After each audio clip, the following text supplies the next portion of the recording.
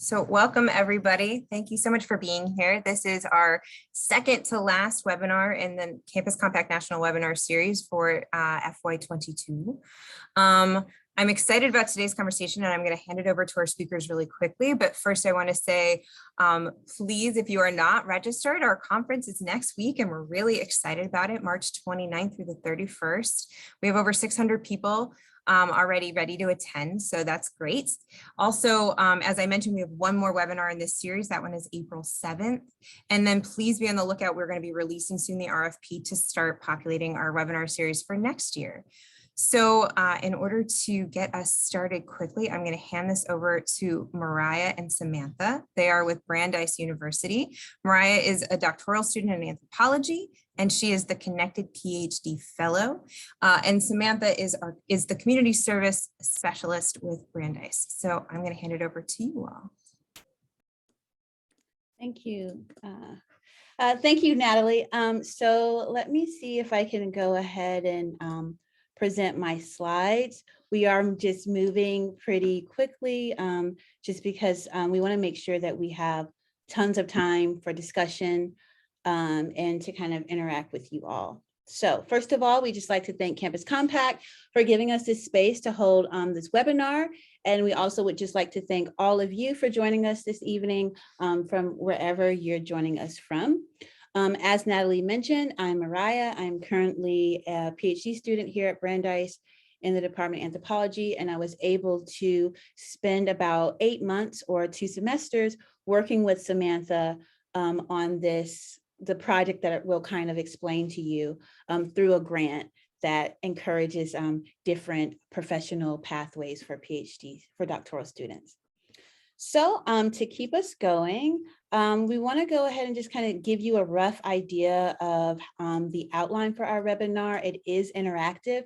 So while it's not here on the PowerPoint, we do have discussions threaded throughout at different moments. So as our title has alluded, we are here to try to have space and to have a conversation about the ways that community service becomes defined through our policies, but also through kind of implicitly through our campus cultures. And we want to think about how these kind of framings and these frameworks and these interactions can deter or prevent full participation for our different communities and our students. So first, what we're going to do is we're going to give you all some context about how and why our department decided to make changes to our community service framework. Then we're going to provide a sketch of the activities and the things that we did, the approach that we took to think about making an informed change. And then finally, we're going to share opportunities that we're taking advantage of to continue to sustain the change that we've been working on for the past 1.5 years. Ultimately, we want this to be useful for you all. So if at any point you have any questions about something that we've said or you want a little more clarity, please drop it in the chat and we will do our best to address it if we have time. Otherwise, we highly encourage you all to reach out to us. We love talking with other service professionals. We really value those conversations. So with that, I will go ahead and pass it to Samantha. Thanks, Mariah. We're so excited to be here with you all today and engage in this conversation. Before we dive into our presentation, we thought it might be helpful to provide a little bit of context about our institution, as we understand that this is a national webinar. And so some of you might be hearing about Brandeis University for the first time today. We are a medium-sized private, primarily liberal arts focused institution located in the suburbs of Boston in a town called Waltham, Massachusetts. And you can see some of our demographics up here on the slide. We are predominantly white, but in addition to these demographics, we also think it's important to acknowledge our campus culture. And this is deeply tied into the founding of Brandeis's history. We were founded by the American Jewish community at a time when Jews and racial and ethnic minorities and women were often excluded from the field of higher education. And so inclusivity is really at the core of Brandeis and one of our founding principles, and is deeply connected and rooted in social justice. And that's really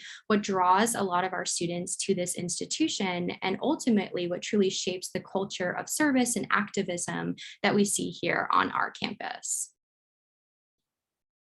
So we know, right, that departments of community service or civic engagement or community engagement not only operate under wildly different names at different institutions across the country, right, but often have different structures. And so we want to share that here at Brandeis, the Department of Community Service is primarily co-curricular in nature. And what this means is that we primarily support students in engaging in the community through advising service organizations like the Waltham Group, which is the largest student-run organization on our campus, comprised of over 750 volunteers, through fellowships like the Rich Collins Community Leadership and Impact Fellowship Program, which provides grant funding to undergraduate students to work in collaboration with community organizations to address unmet needs at their sites, and through paid leadership positions in our department like the Community Engagement Ambassador Program, which gives undergrads the opportunity to serve as paraprofessional staff members of our team.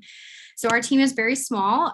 We have 3 full-time staff members that are here with us today. And we want to share this and highlight this point in particular because we understand that amongst many teams, staffing capacity can be an issue. And to be transparent, if we hadn't been able to secure the grant funding for a graduate fellowship that Mariah was just highlighting for you all, it would have been difficult, if not nearly impossible, to engage in the process that we are going to share with you all today.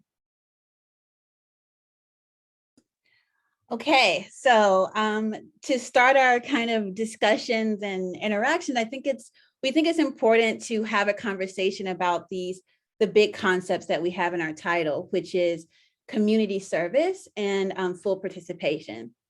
So the question is, what is your understanding of community service and full participation?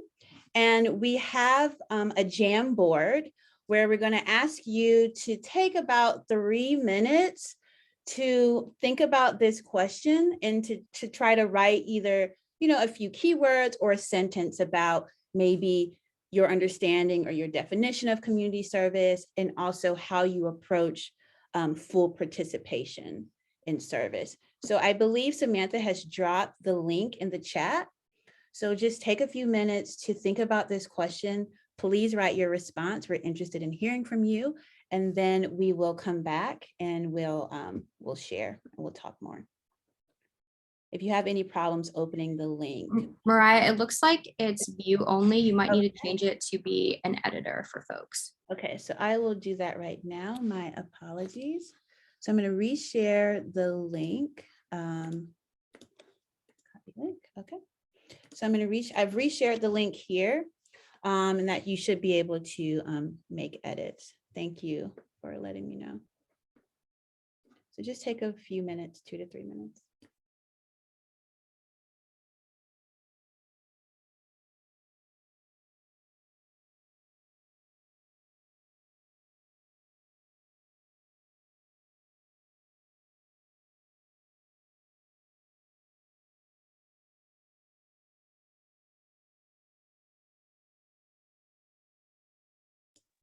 Samantha, I'm going to participate as well and see and write something here.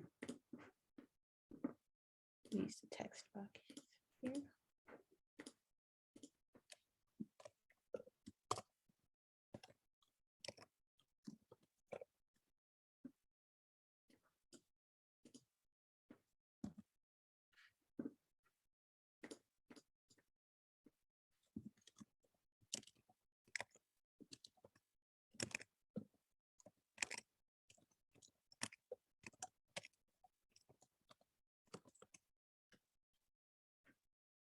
So I'm seeing Emily's comment in the chat that there are too many people viewing the file. So, if it's too hard, or if you, for some reason, you can't get onto the Jamboard at this point in time, but you still want to participate, feel free to put your response in the chat. And we can also include that and add things into the Jamboard later.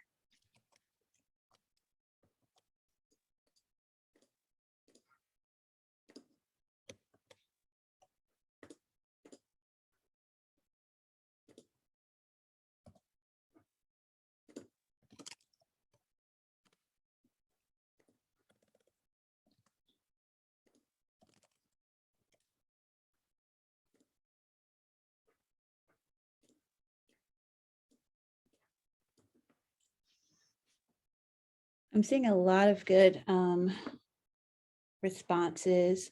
Community service is giving back to the community around you. Full participation, that every student in their time and our universe at our institution does some service. That's really good. Full participation, equal access to the ability to serve. I think I see a similar response. Full participation are able means all are able and offered the opportunity to participate. Full participation is no conversations about us without us. Wow, that's a great one. Ongoing participation or ongoing partnership with the community to support community goals, priorities, and assets. What about you, Samantha? Do you see any others that stick out to you? Yeah, I really appreciate everyone adding their thoughts here. I think one thing we've learned over the past year and a half is that everyone really is coming into the space with their own definition and understanding, and it's helpful to hear from different perspectives as we engage in this conversation as a collective here today. Okay, so let's see. I'll probably highlight one or two more. The ultimate goal of community-based learning, CBL, is making sure that everyone in our society can fully participate in their communities, removing barriers to full participation for all. Working towards a more just, equitable society in all forms and in all the various communities we engage with, not just our immediate external community. I'm thinking even of our own campuses. Oh, we'll come back to this point. I'm thinking even of our own campuses as our community. I'm gonna click on it.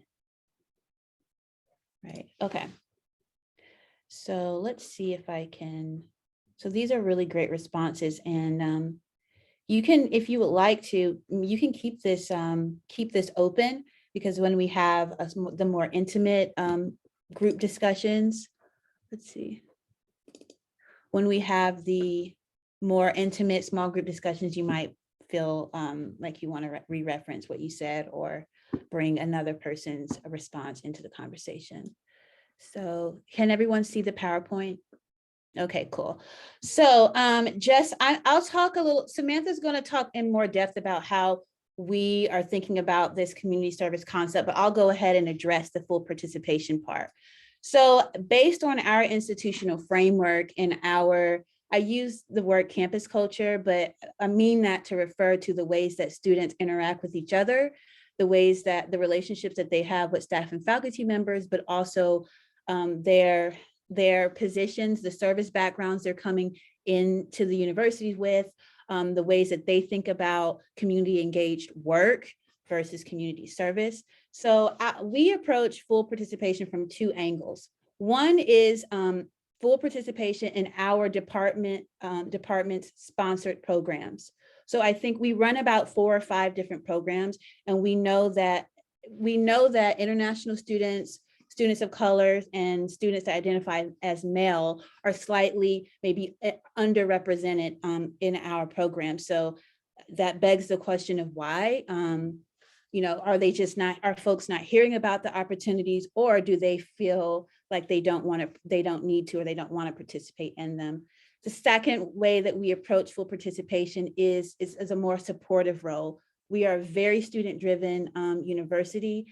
Students have their own projects that they even come to the university with as freshmen, and we often are in a role to support them through access to resources, and or also thinking about ways we can use our positions to facilitate better or positive student relationships and interactions. So I think that's how we're thinking of full participation, not just on the level of representation, but also making sure that we understand why and respect why people are engaging in different forms of service and how we can support them in accessing resources. Awesome. So to be honest with everyone, until this past year, our department really didn't have a concrete definition of community service. And so what this means is that the ways in which we were communicating our understanding of service as a department was through these very rigid, strict service tracking policies that you can see here on the screen. And these service tracking policies were directly connected to a program that we call the Commitment to Service Award Program, which rewards students for tracking their hours over the course of 4 years. And so when this program was created, there needed to be a set of guidelines, but over time, as we've seen that culture and engagement in service shift, what this did was ultimately put our department in the role as serving as a gatekeeper and legitimizing certain forms of service over others. And so we were stuck in this very strict model of do or don't, or yes or no, or these are the hours you can log, these are the hours that you can't log. And what this did inadvertently, although this was not our department's intention, right, was create some of those barriers that Mariah was sharing. And so what we realized is that this very standard traditional model of service was not working for our campus, and it wasn't representative of the work that our students were engaging in their community. And so I just want to share a couple of key items that were really brought to our attention over the last few years. And for us, one of the main barriers that we were seeing was paid activities and students feeling that they were unable to engage in service work if there wasn't a form of monetary compensation to offset the hours that they would be losing from not working at a paid position on campus or out in the community. Another barrier was not just thinking about the ways in which we were defining the word service, but also how we define the word community, and thinking about that as our own campus being a community in which our students were engaging in advocacy work and advocating for changes and leading educational sessions and building community within our sphere of Brandeis. But the work that those students were engaged in on our campus community was not represented because of our limited definition within our own policies. And if I can just jump in just really quickly, with these service tracking policies, so students can log their hours and just track over the course of 4 years, the work that they've been doing, but it also has a very practical, a real implication, which is students also can download a transcript and use it to get into medical school or for other fellowships and opportunities. So if you don't see your community engaged, the type of community engaged work that you're doing represented, it does prevent you from being able to get that record. So that's one thing, and that's one thing that also causes a challenge, because we want to make sure that we are people, who are receiving the transcripts understand what's being included in our categories, but also I think that's one of the factors that were kind of at play here in these lists. Exactly. And over the course of the last several years, we received this feedback, both through formal and informal methods, on how our policies were creating barriers for our students engaging in our departmental programs, but also just not, again, having that representative transcript or journey of service that they could then share moving forward. And what we also learned is something that Mariah hinted at earlier, was that there were certain demographics of students on our campus that were disproportionately not represented in our service framework. And for us on our campus, those were our international students, our students of color, and our male students. And so about a year ago, we had 2 student leaders on our campus really begin community organizing around encouraging and asking departments to implement 5-year DEI anti-racist plans, or what was called the Black Action Plan, and to really take ownership of the ways in which policies and procedures within various departments across our institution were perpetuating racism. And so our department was well situated to create this plan because we had already done the legwork and had the community conversations to identify the barriers. And so as we were moving forward with creating commitments and initiatives and programs and identifying how we were going to move forward, 2 of those things were really around redefining our community's understanding of service and pushing for full participation. And at the same time that this was happening, we also heard of an institutional-wide initiative for the creation of a community engaged scholars program. And so for the first time on our campus, which will be happening next fall, students will be able to receive academic course credit for the community engaged co-curricular work that they are doing. And so what this meant for us was that as a department, we could no longer operate in a silo or a vacuum. And what this meant was that we really needed to necessitate an institutional-wide understanding of service and be on the same page with our colleagues on the academic affairs side of the house. And for us, the final impetus for changing our definition of service honestly came from a technical perspective. We had a homegrown tracking system built by our IT department that was transitioning away, and it created an opportunity for us to explore other tracking systems and to purchase a platform that would allow us to have new opportunities for data collection and for us to think about data in a new way and be able to pull and separate the data while still ensuring that the student work is represented in this new platform. So we want to make sure that we're keeping this interactive and discussion based as well, but I just can't emphasize these points enough because, again, like as you see here, research activities under our older framework would have given students a challenge to kind of capture that work and be able to have that on their transcript.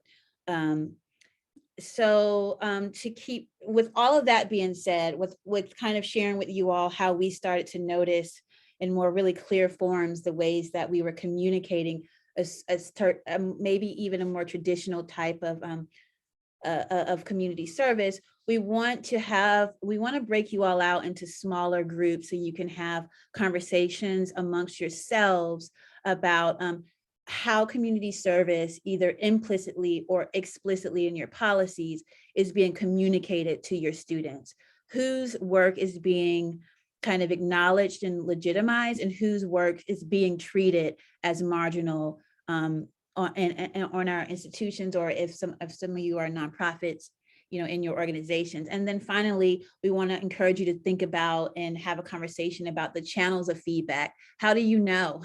Like who are you, or who feels comfortable talking to you? Do you have an annual survey? And so in other words, what feedback have you of your colleagues received about successes and barriers to maybe not just to community service, but to having their community engaged work?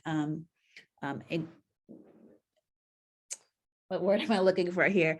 Maybe not just acknowledged, but being treated along, being also uplifted and supported. So I believe that Natalie will go ahead and break you all out into 5 groups. Samantha and I will try to move between rooms. We'll give you about 8 minutes, and then we'll bring you back for us to have a discussion. So Natalie, if you could break everyone out into 5 groups.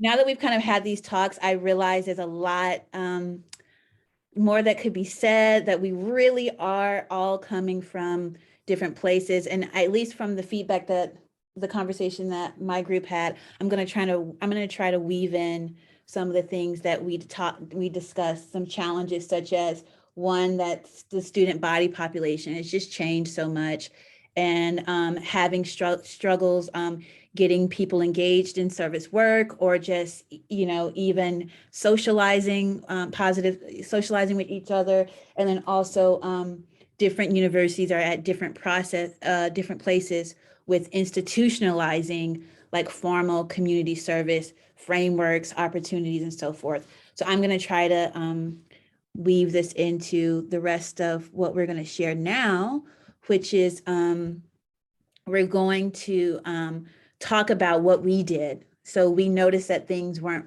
needed to change in our department.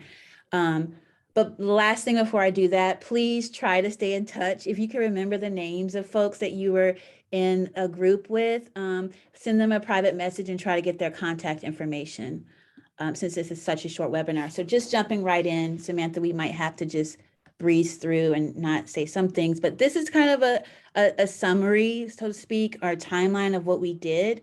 This was not a fully thought out process beforehand. We had a general idea of where we needed to go and a general idea of launch dates of when things needed to go live, but a lot of this kind of emerged as we were talking with more students, as we were building relationships with other staff and faculty members across the university. But this is basically what we did. Conducting an internal review of our programs. We'll go into more detail in just a second. Gathering community feedback, then building an infrastructure to make these changes, and then kind of communicating these changes back to the community, and then and now continuing to try to sustain this change. The first thing that the department did was just conducted an internal review. This sounds more formal than it was. It was using the programs that in the spaces we already had and just asking students, okay, what's going on in your head with community service? How are you defining it? What do you think about this? And keeping that data. And then also everyone, if you're in the Boston area, reach out, we can get you connected, which is having discussions with other higher ed institutions. So we did facilitate a group discussion with members of the Boston Community Engagement Professionals Network. So this is a group of community engaged professionals at different institutions like Tufts, Lesley, Harvard, about how they were noticing changes that were happening on their campus and what, if anything, were they doing to try to build structures to support that. And from this, and so from this, we also looked at campus compacts, and we saw that there was maybe a social change will that they had. And we started to have conversations in our departments about this. We started looking at some of these categories to see how we could and what categories we could try to expand our framework to include. So like community organizing, mutual aid and informal associations. And this became a really helpful tool for us to start having something to put in front of people to try to compare what we had to what other frameworks that people had developed. And I came in, the department was able to secure a modest grant to fund to pay me to help out with conducting research. So I am in the anthropology department, but I have a wide service background myself. And I created 3 survey instruments, as well as 3 different focus group guides to invite students, the student group population, including graduate students, the faculty and staff community, and our community partners to discuss how we at Brandeis, their perceptions of how we at Brandeis were measuring and tracking and kind of acknowledging different forms of service. And this just was this became really valuable to get a pulse on, not only what people were thinking, but also what changes had happened. Because at this point, this happened last year. So this was happening after the pandemic. We had at least 2, our freshmen and our sophomore students, who did not get to go through an orientation where we get to tell them about all this service stuff. But also students were doing service while they were or they were doing community engaged work while they were learning. So they were helping out their friends with food. They were helping with community fridges in their own hometowns. We have a large international population. So they were also doing that type of work. So it was really helpful to kind of come back and for me to ask them these questions. So we focus, my survey and my focus groups really focus on asking them questions about service to the university community. So some of you said that you were, and my group said that you were having challenges just getting people engaged, and also getting people's kind of, I think someone said like their socializing skills to be able to do community engaged work. Well, we were thinking about honoring and acknowledging the peer-to-peer support that was already happening. So we have an accessibility fellows program where students can help folks who need accessibility, who have accessibility accommodations. We have students, I think it's called, Samantha can give the full word, a menstrual program that's providing. We'll talk more about that in a little bit. We'll talk more about, but also I ask questions about paid and compensated work. I personally don't believe that if you receive a stipend or some form of pay for your community engaged work, that it's not service. But a lot of our students were because of their subject positions, perhaps, were very against the idea that anyone who is getting paid should be able to, that their work should be treated on the same level as someone who is not getting paid. And finally, the curricular and independent research. From this, I'm really going to zoom now, but from this, some of the key insights was that we were able to see that most students were in favor of tracking, the peer-to-peer to support and including that in the framework. Most of our community was divided on the issue of paid work. And again, this harps back to kind of those implicit definitions. We are a predominantly white university. And in my focus groups, I had students explicitly say that it's just not service if you're getting paid to do something, because that means, quote unquote, your motivations are not pure. And it's the purity of motivations that really defines or really should be what community service is all about. And then finally, people were pretty in favor of us tracking work that was happening in their research. Some other insights, I did ask about barriers. So we found out that time constraints was a big one. Our students are very busy. We found out that students were having a hard time just finding opportunities. And then a lack of transportation was another one. And so using this kind of mixed methods approach, it at least gave us a pulse. I think we continue to kind of ask these questions of our students, and we have an annual survey, but it gave us a pulse of changes that we needed to make to our framework. Great. So after we conducted these assessments, we realized that in order to be able to move our process forward, the Department of Community Service could no longer serve as the gatekeeper of service at our institution. And so what that meant was that we needed to form an advisory committee that was representative of the various forms and ways in which community engaged work happens on our campus. And we viewed the committee as an opportunity to dismantle some of those silos that we were talking about earlier. So the silos between student affairs and academic affairs, between graduate and undergraduates, between our campus and our community, and to bring everyone together in a space that was representative of those different entities. And we started by really outlining the roles and responsibilities of a committee member and what that would look like and what their expectations were going to be, and then set about recruiting a diverse committee. So our committee is co-chaired by myself and our current graduate assistant. And to just kind of give you an overview of who sits on that committee, based off of some of those barriers and things that we were talking about, we knew that it would be important for not only just to have the Department of Community Service hold a seat on the committee, but also our International Students and Scholars Office. So we have a staff member from that department. We have 2 faculty members, one that works primarily with our graduate students and one with our undergrads. We have 2 graduate student representatives, or 2 undergraduate student representatives, 1 graduate representative, and 2 community partners. And as you kind of see on the timeline here, the committee first came together over the course of the summer and continues to meet on a monthly basis. So to provide kind of a brief sketch of the methodology, like Mariah hinted at, we kind of started off with where we thought this needed to go. And over the course, we learned a lot about ourselves and our processes and what was really going to work in order to achieve the outcome that we were looking for. And so we kind of went into the process a little naive, thinking like, great, we pulled together this representative committee. We're going to be able to share some of those findings that Mariah discovered in her assessment, and they're going to be able to have an open dialogue and come to a consensus on how we're going to shift service. That was not the case, because as you can imagine, each of our committee members was coming into that space with their own unique perspectives and biases, experiences, and honestly, their own definition of service.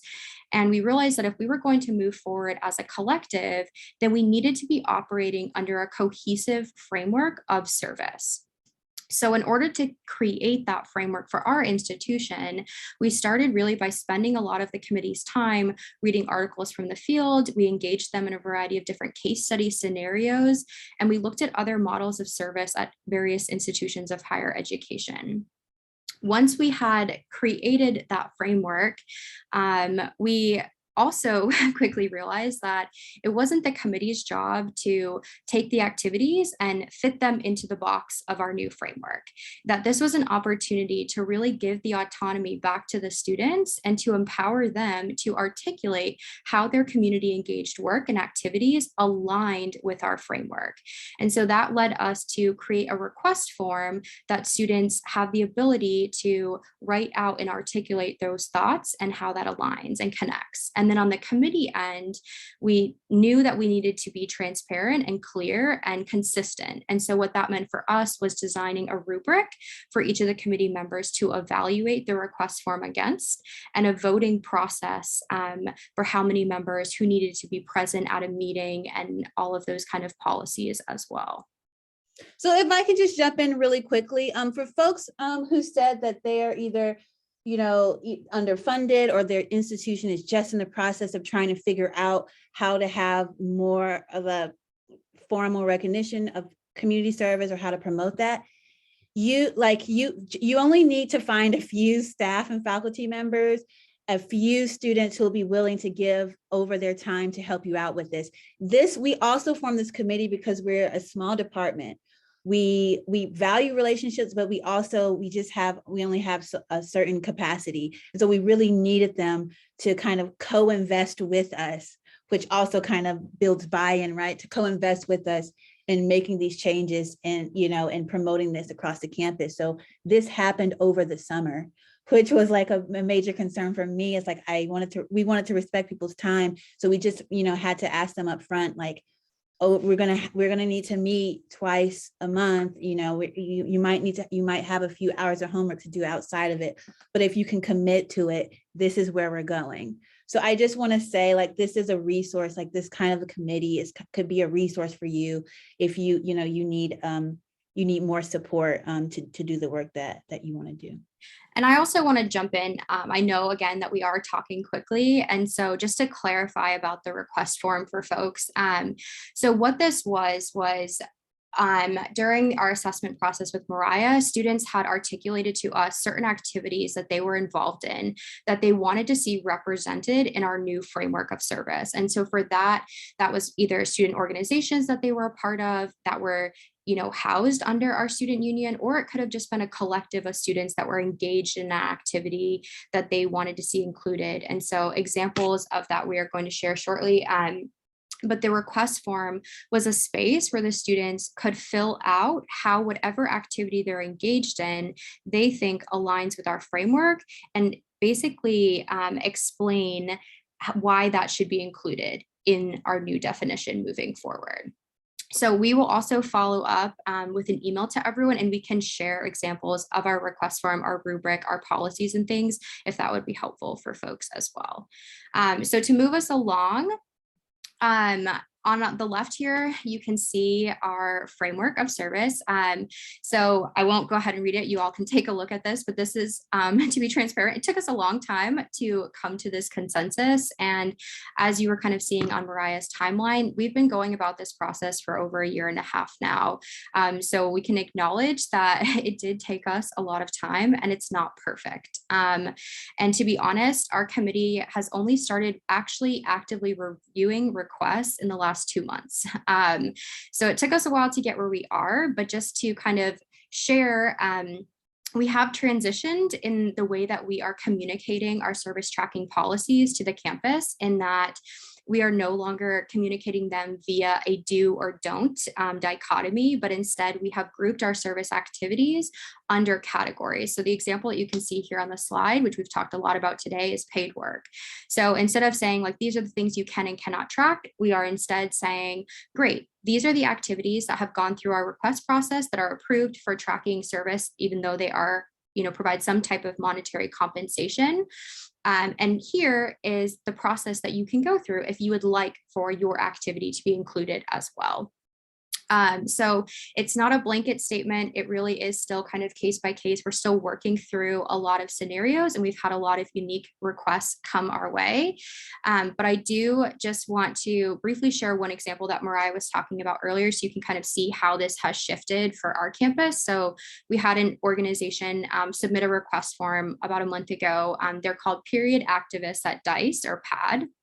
And while this group does a lot of work out in our local community, hosting menstrual product drives for nonprofits or rallying at the State House to end the period poverty tax, they also do a lot of work on our own campus, advocating for free menstrual products in residence halls, providing education on menstrual disorders, etc. And the work that they were doing on our campus was not being recognized, going back right to how we were thinking about community and Brandeis as being a community that is worthy and value of the service activities that students are providing. And so I'm happy to share that that did pass through the committee, and they are now eligible to track or be included in our new framework of service. So I'm just, we only have about 7 minutes left, and this is not extremely important, but it is one thing that has helped us to kind of give the space for students to track, like the period activists, to track their hours or log those hours to their transcript. And it's hosting our university-wide service tracking platform that we call Engage DICE, but it's hosted by GivePulse. I think I saw someone earlier in the chat said that GivePulse is great. GivePulse is great. It's not just a service tracking platform. It is a relationship building platform. In other words, student groups can talk with each other and post their events. We onboarded our community partners. We provided a lot of support for them to be able to have their own pages and to post their events, which has been helpful. But also, our students have had access to national opportunities because GivePulse is a US-based networked platform. So students can see, or like from Boys and Girls Club, that there's a national opportunity that's happening locally, or even there's virtual service opportunities. And we, again, happy to talk more about this, but this is what it looks like. We set this up, Samantha and I and all the many IT folks in our university helped us set this up during the summer. And this is currently what students are using, which they have found to be, which they have found to be very helpful. So with the 5 minutes left, we had another discussion that we really wanted to talk about, which is what strategies, if you have strategies that you're working on right now, what are those strategies that your department is working on to further full participation at your institution, and what opportunities exist for creating flexible policies and or destigmatizing. And by that, I mostly meant within the student group population. I became very impassioned, after hearing, just certain conversations that were happening among students about whose service counts, so to speak, if you got paid a little bit of money, you must have had some other motivation. So what opportunities exist for maybe thinking about how to be a leader and destigmatizing those on your campus? I'm going to stop sharing. We had a slide about opportunities to how we are continuing to build bridges. We do a lot. I think we have our director on the call here, Lucas Mallow, and we have our other community service specialist, Kobe Sim, on the chat. They do a lot of work with building relationships just with other staff members and other departments, because truly it's a team effort. And also just to stay aware of all the changes.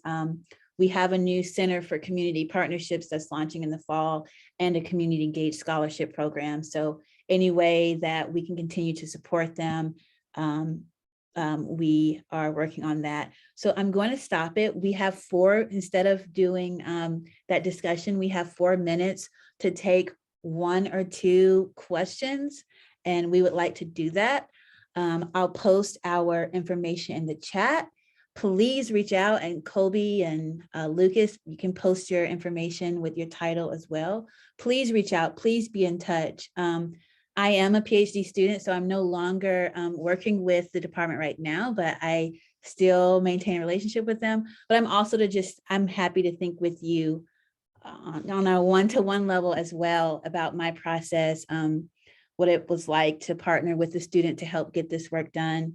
I really enjoyed it, and I'm going to stop. And if you have a question, post it in the chat or raise your hand, and we'll take the last few minutes to talk about those questions. All materials will be sent out all of this presentation will be sent out by Natalie. And I think we're going to try to send, if we can, we're going to try to send Natalie some, like the request, a sample of the request form that we created. If we can send that out, we'll try to send that out as well.